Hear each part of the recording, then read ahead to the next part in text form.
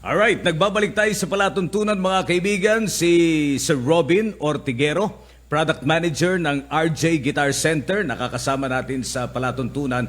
Muli sa pangalan ni Sir David Rioferio, ang founder ng CSR Insights, no? Kasama natin si Sir David dito sa palatuntunan. Kanino nagbigay ng konting tip si Sir Robin para dun sa mga magulang, para dun sa mga kabataan natin? Pero tell us your story. Ikaw ba nahilig ka sa musika, nahilig ka sa instrumento, pero parang wala kang touch? Walang totoo. Wala. Dahil Wala po. parang ano daw ito yung magkakamag-anak. Kapag ka nahihilig ka sa musika, sa instrumento, dumarating yung pagkakataon na ang susunod mong gagawin ay magpatato. Pero ito, si Sir Robin ay isang buhay na saksi, hindi para sa lahat. Opo, opo. Alright. Ngayon, yung binabanggit natin kanina, kapag ka nahilig ka sa isang bagay, you have to pursue. No? Opo. Kailangan mong i-define kung paano ka magiging successful. Kaya lang yung karaniwang tanong, okay, sige, magaling kang musician, may mga gig-gig ka pero hindi ka nakatapos ng pag-aaral. I don't know, baka yung mga grado mo hindi sufisyente para ikaw ay pumasa. Paano naman natin masisiguro na kahit na hooked tayo at addicted tayo dito sa ating passion, hindi pa rin natin napapabayaan yung ating mga academic requirements? Opo. Ayun po. Kasi ito pong musika, katulad po ng na iba-ibang klase ng art, ito po ay para sa entertainment. Okay. Ano po, entertainment. Ngayon, ito naman pong pag-aaral, it falls under a different category sa buhay naman po natin. Ito ay responsibilidad. Alright.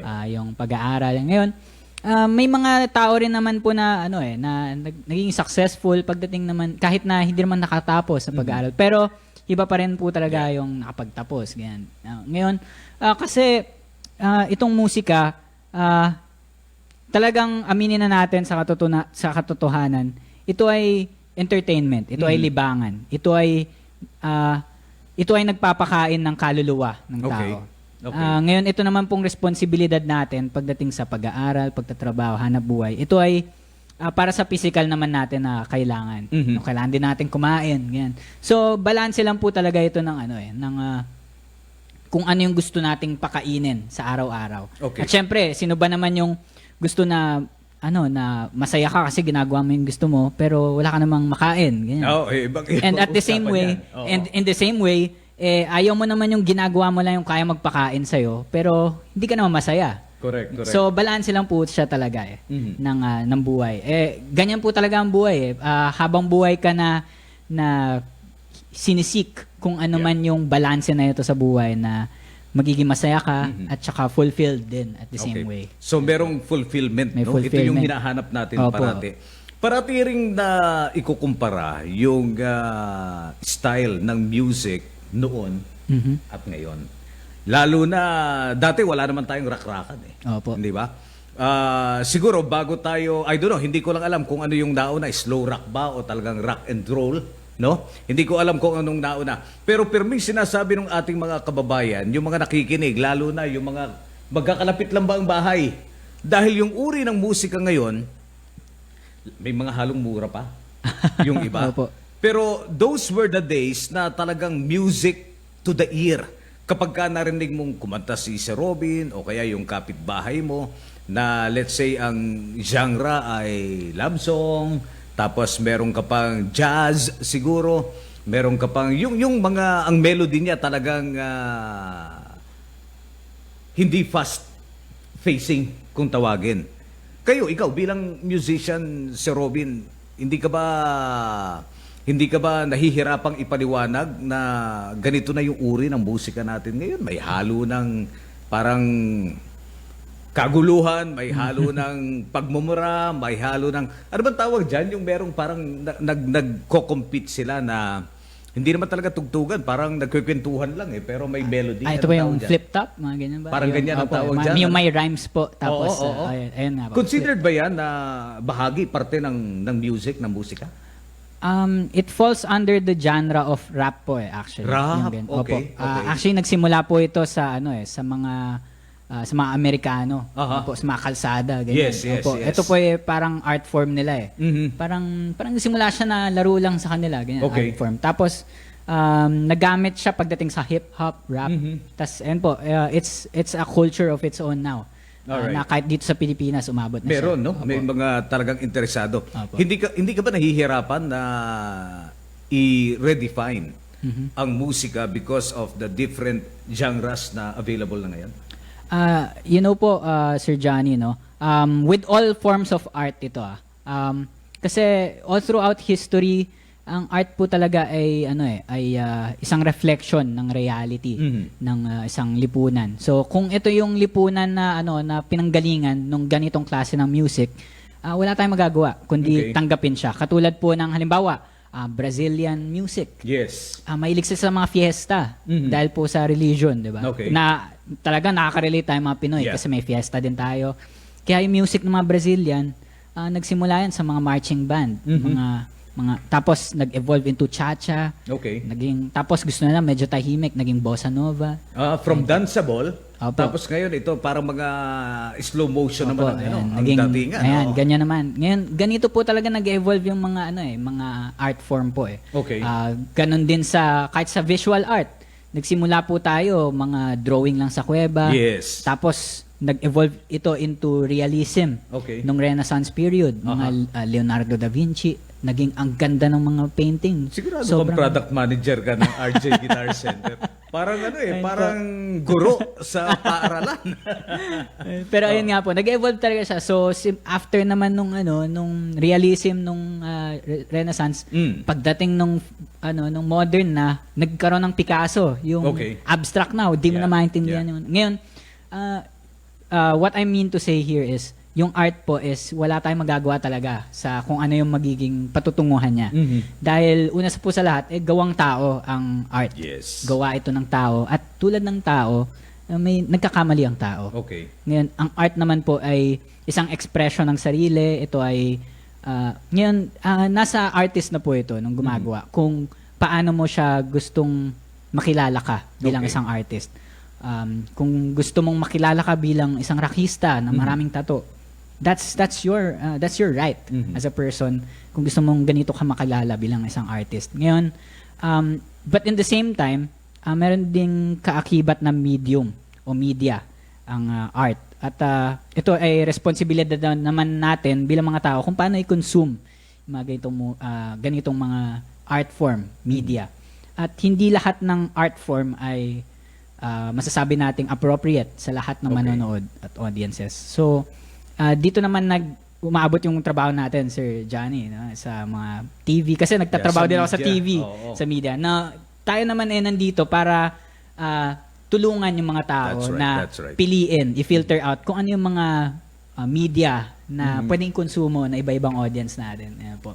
So, ayun po. So, art, hindi po natin makokontrol yan. Okay. Kahit ano. Pero media consumption, yun ang kaya nating I guess that's the maayos. essence nitong ating ginagawang interview. Tama yung sinasabi ni Sir Robin. Kami po sa larangan ng pamamahayag at sila sa industriya ng musika at entertainment. Lahat po tayo merong kanya-kanyang trabaho, so to Opo. speak. No? So to speak. At itong trabaho na ito is for us to be able, number one, to provide information, to educate the public, and somehow entertain both listening and yung ating mga TV watchers and audience. So, kung yung ating yung as explained by Sir Robin, hindi natin kayang diktahan saan patungo yung art, saan patungo yung musika, pero nasa sa ating mga kamay kung papaano po tayong magki-create ng mga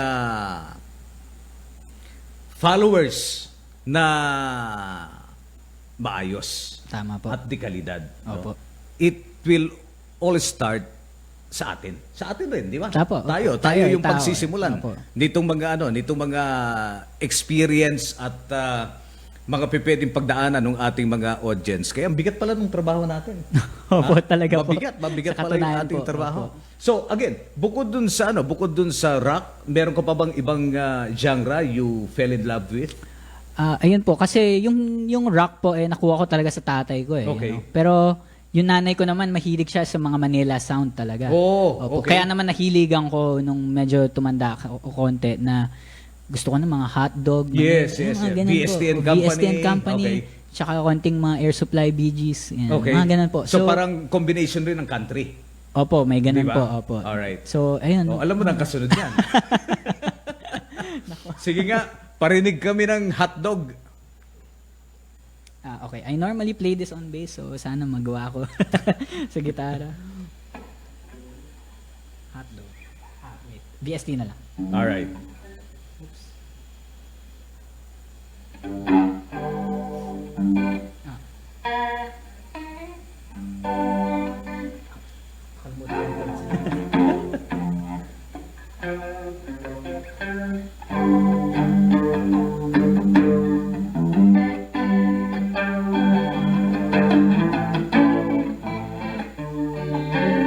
Walang iba pang sasarap sa pagtitingin natin. Nagwakas itong awit ng pag-ibig. Awit natin, huwag na mong kalimutan. Pangako ko naman na lagi kang pakikinggan. Magpakailanman. Ayan. Ito yung pinag-uusapan natin kanina sa Robin. Looking back, yung ating style ng musika nung araw versus ngayon, talagang sadyang napakalayo. Opo, opo. Pero makikita natin at danceable rin naman ito. Hindi naman nagsisigawan ng VST and Company. Hindi naman nagmumurahan and yet maraming followings. Opo. Can we not again come up with this kind of music kahit na sinasabi mo kanina mahirap pigilan eh. Opo, opo. Mahirap diktahan. O paano 'yan? Sa katunayan din po, medyo nagka-comeback nga rin yung mga Manila sound. Okay. Opo. Kung ngayon po mismo sa inyong mga bahay, subukan yung tingnan sa Spotify ngayon. Pakinggan nyo yung mga Spotify Top 100 ngayon sa Spotify Philippines. At makikita ninyo, isa sa mga top songs ngayon is Raining in Manila, which is sobrang sigurado po ako magkaka-nostalgia kayo kung ano Okay. yung tunog noon nung araw. Ngayon, like I said, itong music na ito na ayan, kung gusto po natin na magbago yung art na pinoproduce po natin Yeah. bilang ayan, mga artist, nagsisimula po kasi ito sa sa culture ng ating lipunan. Okay. Ayan. Ngayon ito po ay nandito tayo kasi sa face ng ating society bilang sibilisasyon na nagiging malaya masyado yung mga tao dahil sa bilis ng impormasyon. Yes. Na dati wala kang ideya kung anong ginagawa na sa Hollywood, sa Amerika. Correct. Wala akong alam doon. Kaya hindi ko alam kung anong mga ideal meron sila. Pero ngayon sobrang bilis ng impormasyon na alam ko exactly kung anong pinagdadaanan ng mga tao kahit nasa kabilang panig siya ng mundo. Ayan po. Ngayon, naniniwala rin naman po ako sa tinatawag na entropy ng universe. Entropy na magiging balanse rin ng lahat. Darating din naman tayo dun sa punto na mapapagod din tayo sa sobrang ingay ng musika. Mapapagod din yung mga tenga natin. At nakikita ko na papunta na tayo doon. Papunta dyan. tayo doon. Napapagod na tayo sa ingay. Siguro mga 2-3 weeks, o baka 4 weeks ago pa, pinag-usapan natin dito sa Techie Wednesday Tech for Everyone, yung naglalabasang mga high-end na telepono. No? Again, for purposes of discussion, nung araw kasi, during the 90s, talagang ang yung ating cellphone market was dominated by Nokia. Nokia. Hindi ba? Oo nga po. Ako nga, nung nagkaroon ng Nokia 8250, ito yung parang butterfly yung keypad. Opo. Na wala pala silang inilabas na hindi made in China. Kasi ang Nokia, Finland ito eh. So nagpunta ako sa Green Hills nung medyo bata-bata pa ako looking for, I don't know, 8250 or 8850 yata yung tawag dyan. Tapos di naghahanap ako dahil mas mura, second hand, no? Kasi yun lang yung budget ko that time. Parang pinagtatawanan pa ako ng mga tindera. Wala namang ganyang brand na made in Finland. Because yung inilabas ng Nokia na yan, yung iba Nokia ang tawag, ay made in China. Again, to cut the story short, dami na ngayon. Magkano yung medyo high-end na telepono? 100,000 pesos, no? Yung mga 14 something. Tapos yung kanyang counterpart dun sa isa pang cellphone maker. Pero ang sinasabi nga nila, katulad ng binabanggit ni Sir Robin kanina, parang nagkakaroon tayo ng napakalaking pagbabago when it comes to marketability ng mga produkto. Dahil ngayon daw, pansinin po ninyo yung mga cellphones natin ngayon, yung entry level tsaka yung mid-range o mid-market phones, magkano yan? Nasa between 6,000 pesos to about 30,000 pesos. Nandiyan na daw yung labanan eh. Opo, Ha? opo. Sa Camera-wise, tapos yung bilis ng, I don't know, technology, nanotechnology, may binabanggit pa sila. So mukhang bumabalik tayo dun sa basic information na ang labanan when it comes to market share ay nasa entry at nasa mid. Kasi kaya kung binabalikan ito, yung sinasabi ni Sir Robin kanina, parang bumabalik tayo dun sa itsura ng musika ng makalumang panahon. Opo. Is it also safe to assume, Sir Robin, na yung ating mga instrumento magbabalikan rin dun sa makalumang panahon? Mamamatay na ba ang electric guitar sa palagay mo lang? Ang maganda naman po pagdating sa art at saka ito sa mga Oo. equipment ganyan nag-a-adapt po ito Aha. sa panahon. Oh, sa panahon. yes, yes. Nag-a-adapt siya parate, updated siya parate. Ang lahat halos ng bagay, including art ay nakadepende rin sa musika. Pero may mga bagay din na hindi mo mapapalitan. Katulad yung experience na humawak ng gitara. Oh. Iba yung angas kapag ka nakagitara. Yes, yes. Iba. So hindi I don't see it dying anytime soon. Okay. Yung electric guitar, yun yung pag at saka kung magkakaroon man ng pagbabago, halimbawa, siguro pagdating ng araw magkakaroon tayo ng mas advanced na pickups or technology amplifier para tulungan lalo na ma-improve yung art. Alright. Opo, yung musika. So hindi naman sumasabay siguro. siya Opo, dun sumasabay sa siya. dikta ng merkado. Opo. Okay. At mabalik ko lang po yung binanggit ko kanina, no, na yung mga mid-range na mga mobile phones, Yeah. gumaganda na, nandun na yung battle. Kahit yung mga gitara natin, nandun na rin. Ganun na rin. Nandun na rin sa Oh, face na wow. yun. Just for the benefit of the people, you know, RJ Guitar Center just released recently, I think that's a month ago, just a month ago, we released this new guitar, the RJ Basic Electric Skycaster Okay. guitar. So it's kind of like this guitar right here that I have, but it's the budget friendly version of this guitar.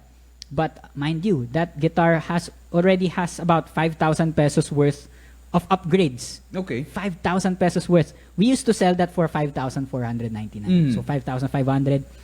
We're selling it for the same price Okay. with 5,000 pesos worth Galing. of upgrades. So yeah, it's really game changing. So ibig sabihin, ang totoong retail price niyan above 10,000 Nasa pa? 10,000 na yun. Oh, Opo, sir. okay. Pero we're selling it for the same price. Electric ito. Electric guitar din ito. Katulad nito, na itong ganitong gitara, pero yung mas budget friendly. Sa tunayan yung upgrades Sir nun. Robin, yung sinasabi mo, kasi napakamura. Opo.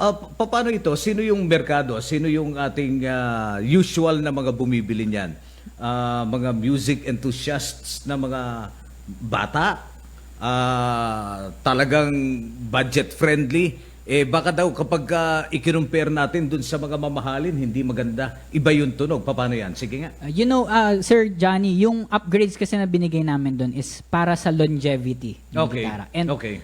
sa kahit na anong produkto naman, pinahalagaan natin yung longevity, yung tibay, durability. Binigay namin yun para sa mga beginner. Alright. Beginner. At para sa mga beginner musicians yun, na pwedeng eventually, kung hindi ka pa rin nakakaipon para sa mas high-end, pwede mo na rin siyang gamitin sa mga gigs. And eventually, makatulong, makaipon ka pa to buy a new guitar na mas makatulong sa'yo sa growth mo. So yeah, we gave them all that upgrade para accessible sa lahat. Hindi ka naman, para you get a taste of that experience. Yes, yes. Can we premium. also consider itong mga gitara as an investment? Meron ba siyang merong money back kapag kunwari gusto mo nang mag-upgrade, no? From 5,000 pesos, medyo gamay ko na yung pagigitara, gusto kong bumili ng medyo high-end. Pagka ibinenta ko ba, may resale value pa ba? Meron pa rin po sa atin. Oh, wow. Opo. Okay. Isa rin po to sa reason kung bakit, maraming tao yung pagbibili ng gitara gusto nila yung mga yung mga branded na bago talaga. Kasi ito yung may mas mataas na retail price, Alright. reselling price. Ngayon, that's where we're going in RJ Guitars. We're building our brand even more aggressively right Yes. now this year kasi gusto namin na magkaroon ng pride yung mga Pilipino na itong RJ, disenyong Pinoy, gawang Pinoy. Pero hindi dapat siya minamaliit. Halimbawa kasi minsan pag nag-resell ka ng RJ guitar, parang parang ayaw pa rin nilang maniwala. Pero ayun, katulad niyan, naglagay kami ng mga upgrades. Okay. Binibigyan namin lahat ng gusto ng mga tao para you take pride in owning an RJ Guitar Center. On owning an RJ guitar, you take pride in having one, in playing one. Yeah. And as chairman always says, ang pangarap niya talaga magkaroon ng RJ guitar ang bawat pamilya, bawat household, Wow.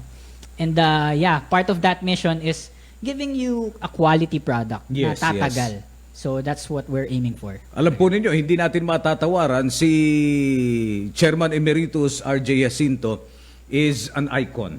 Hindi lamang po sa music industry, kundi talagang pagka sinabi mong RJ, I don't know kung meron pang katulad ng Pilipino na maglilibel o aangat pa dito sa mga naibigay na at naibahagi ni RJ sa industriya ng musika at ng serbisyo publiko. Nung araw, meron tayong tinatawag, aside from the RJ Guitar Center, parang merong RJ Academy, kung hindi ako nagkakamali.